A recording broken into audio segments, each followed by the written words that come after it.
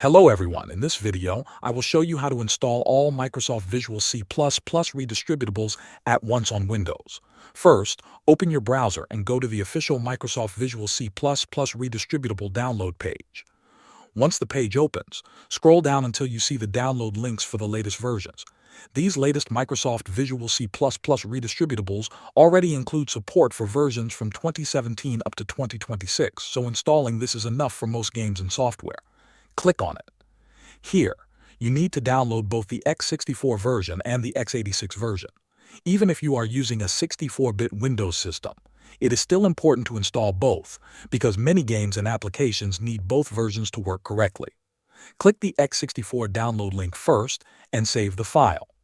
After that, click the x86 download link and save that file as well.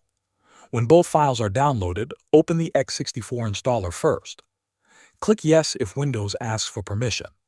Then accept the license terms and click Install.